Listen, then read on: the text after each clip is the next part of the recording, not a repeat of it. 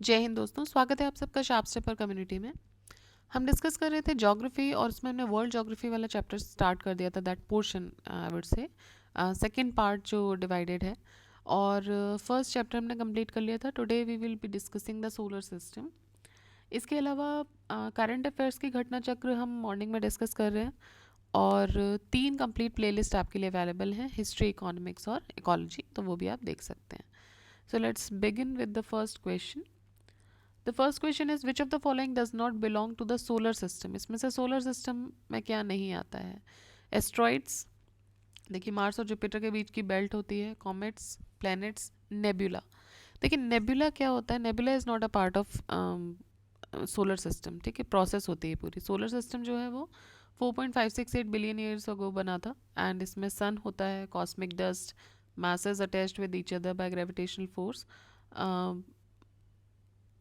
planets, dwarf planets, natural planetoid, asteroid, comets, meteoroid, cosmic dust, ये सब इसमें होते हैं, but nebula is not a part of solar system. Who first propounded that sun is the centre of our solar system and earth revolves around it? ये पहली बार किसने बोला था? तो पहली बार ये कॉपरनिकस ने बोला था that the sun is the center of our solar system and the earth revolves around it. So Nicholas Copernicus, he was an astronomer, scientist, mathematician. Poland के थे ये। 1514 में 1514 में कॉपरनिकस ने एक थ्योरी प्रोपाउंड की थी, the heliocentric theory of solar system. And notably Indian astronomer Varahamihir, he propounded the same theory around 1,000 years before the Copernicus in 6th century. He mentioned that moon revolves around the earth and earth rotate around the sun. ठीक है, तो उन्होंने बोला था कि moon जो है वो अर्थ के आसपास रिवॉल्व करता है और अर्थ सन के आसपास। ये करीब 1000 साल पहले वराह मिहिर जी ने भी प्रोपाउंड की थी ये थ्योरी। और बाकी अगर हम बात करें कि कॉपरनिकस ने ये थ्योरी दी थी। The scientist who first discovered that earth revolves around the sun was Copernicus. Which scientist said for the first time that the earth revolves around the sun and the earth is not the center of the universe? Copernicus. Which of the following statement is correct with reference to solar system? The earth is the densest of all planets in our solar system. आपको correct बताना है, तो ये सही है। The predominant element in the composition of earth is silicon. Sun contains 75% of mass of solar system. The diameter of the sun is 190 times that of earth. तो देखिए जो एवरेज डेंसिटी है अर्थ की वो हाईएस्ट है among the 8 solar systems. It is 5.514 gram centimetre cube. Density of other planets अगर हम देखें तो वो है मरकरी की 5.42, then Venus 5.24, Mars 3.93, Jupiter 1.32, Saturn 0.68, Uranus 1.27, Neptune 1.63. So statement A हो जाता है correct. Largest constant element earth का है आयन, ना कि सिलिकन। ऑक्सीजन आयन 32.07 है, ऑक्सीजन 30.12 है एंड सिलिकन 15.12% है। थर्ड लार्जेस्ट एलिमेंट है ये। Sun comprises of 99.8% mass of the solar system. The diameter of the sun is about 109 times, ना कि 190 of the earth's diameter. The number of planet in the solar system is, तो देखिए जब question पूछा गया था तब 9 ही हम मानते थे, प्लूटो वॉज ऑल्सो इंक्लूडेड। लेकिन 2006 में प्लूटो को प्लैनेट की कैटेगरी से हटा दिया गया था, ड्वार्फ प्लैनेट में रखा था।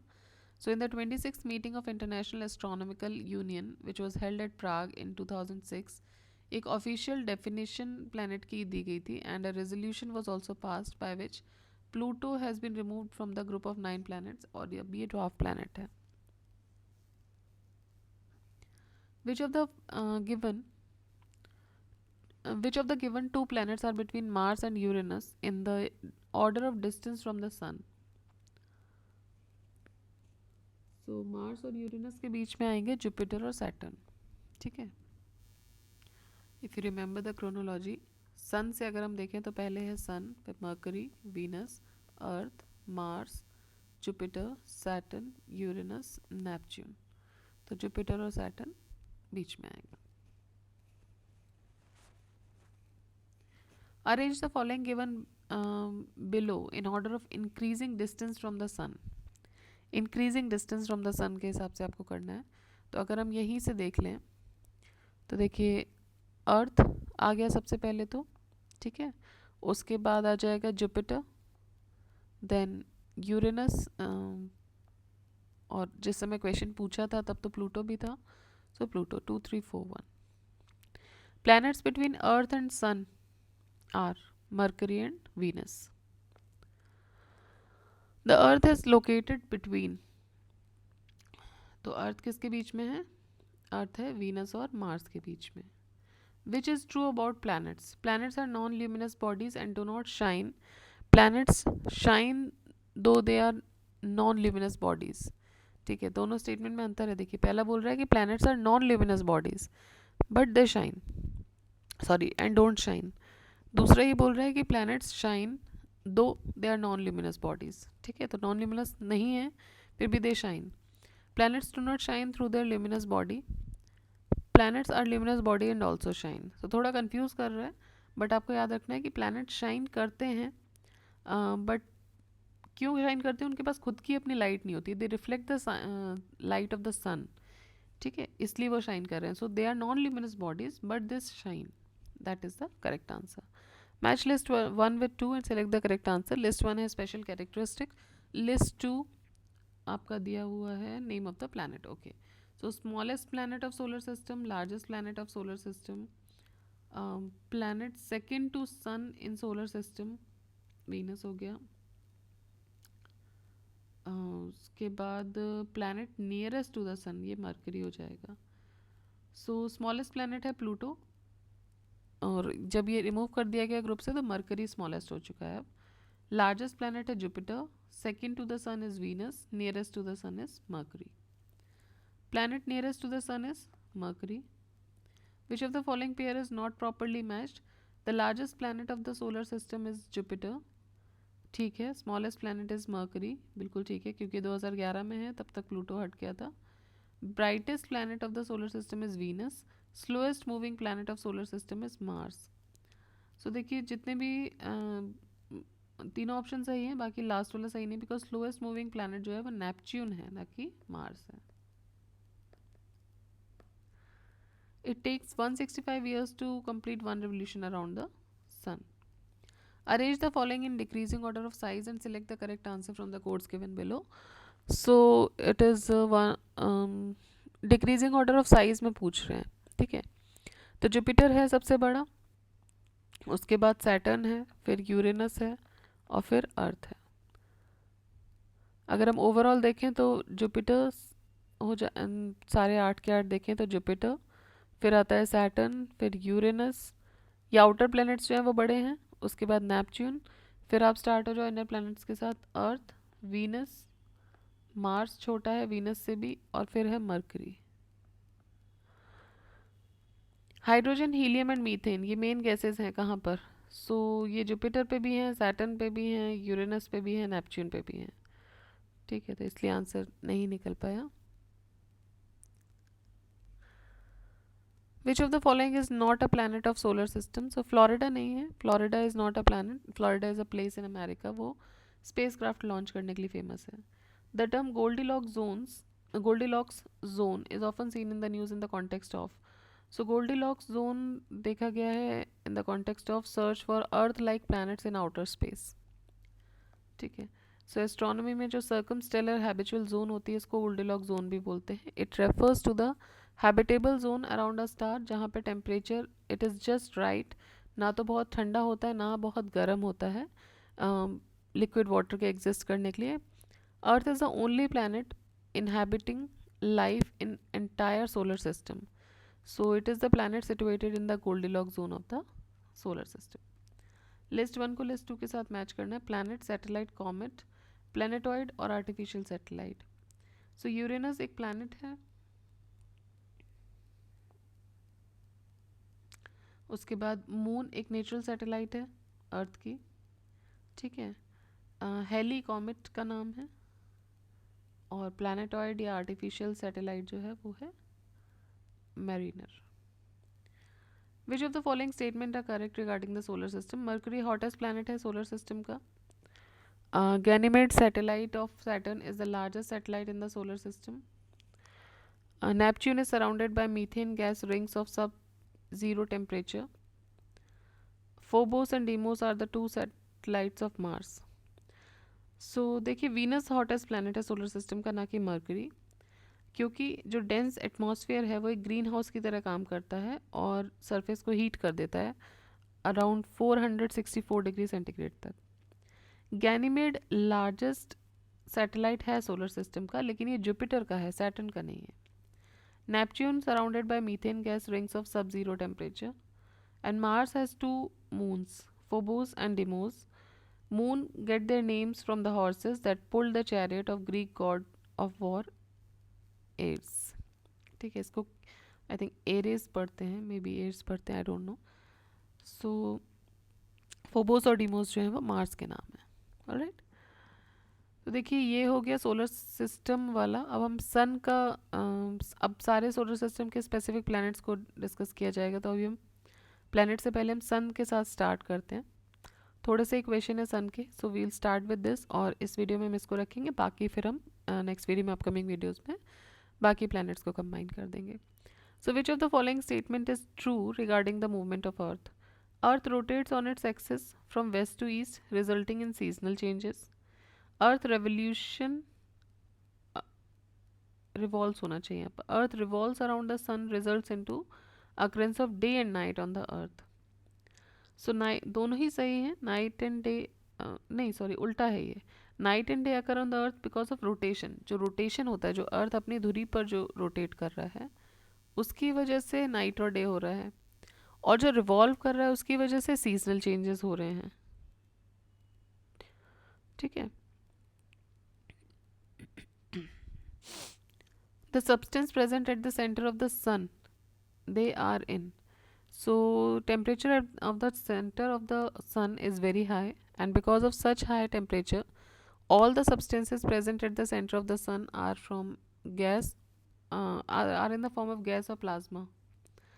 Plasma fourth state of matter है. सो कोई भी स्टेटमेंट में प्लाज्मा के बारे में बात नहीं हो रही है. सो इसलिए you know plasma is a kind of substance.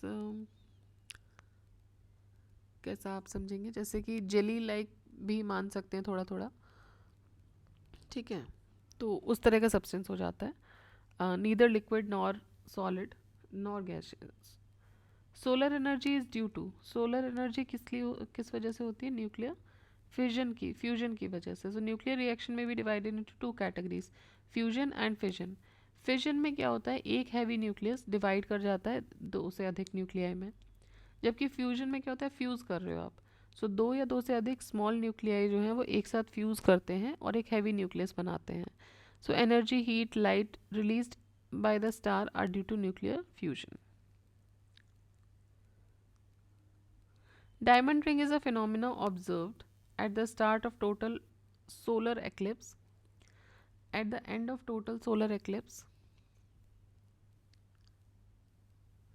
only along the peripheral region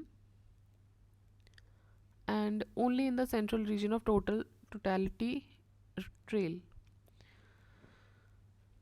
ठीक है, तो ये पूछ रहे हैं कि डायमंड रिंग क्या है. It is a phenomena observed at the start of solar eclipse, at the end of total solar eclipse, only along the peripheral rings of the totality trail, तो और only in the central regions of the totality trail.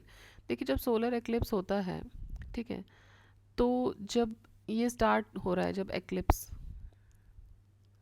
यहाँ पे ये formation होता है, आपको last मतलब periphery पे एक ह्यू टाइप का दिखता है, और रिंग जैसा फॉर्मेशन होती है.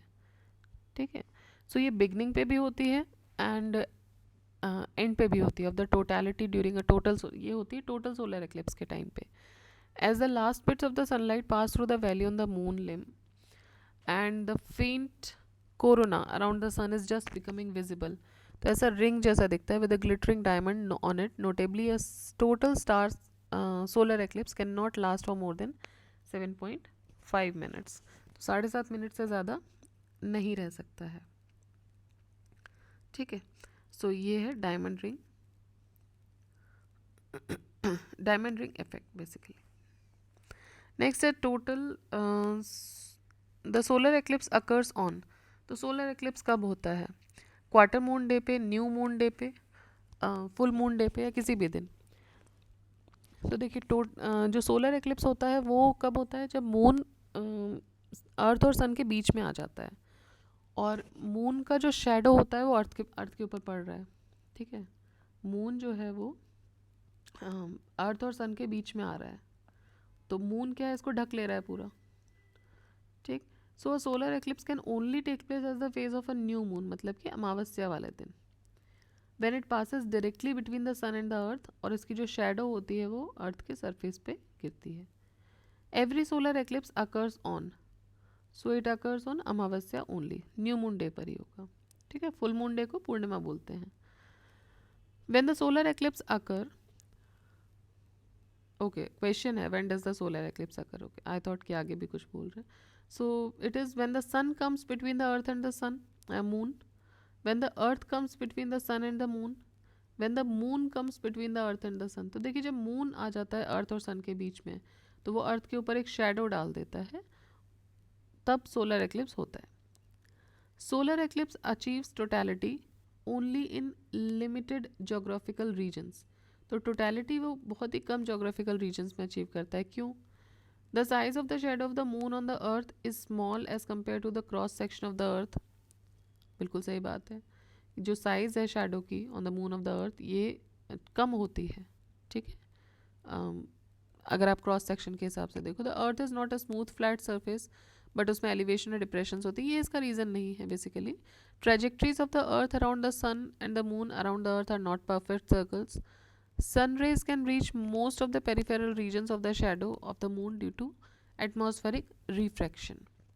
तो देखिए जो सोलर एक्लिप्स होता है वो कब होता है? जब मून बीच में आता है अर्थ और सन के. इस सिचुएशन में क्या होता है, जो अर्थ का एक पार्ट होता है विच इज़ टुवर्ड्स द सन, वो उस मतलब वहाँ पे शेडो आ जाती है मून की.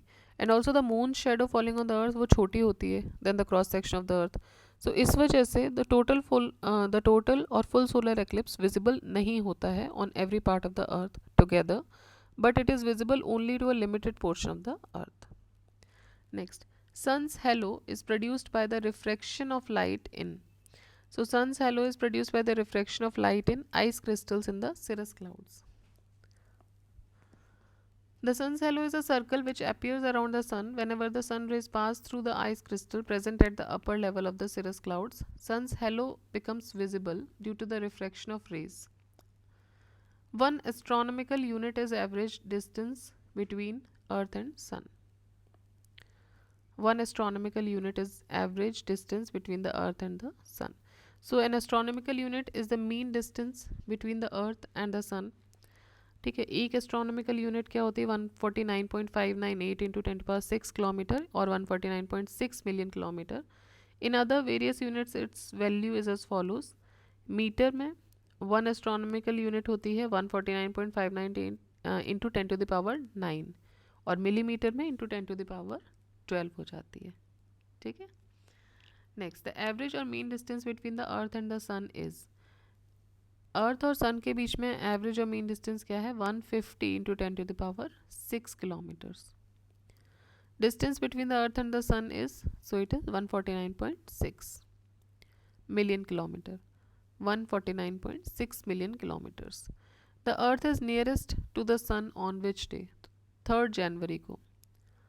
ठीक है, 3 जनवरी को अर्थ होता है नियरेस्ट टू द सन. तो इसको बेसिकली जो डिस्टेंस होता है between the earth and the sun ये मिनिमम होता है in the first week of January, और इसको बोला जाता है पेरीहिलियन.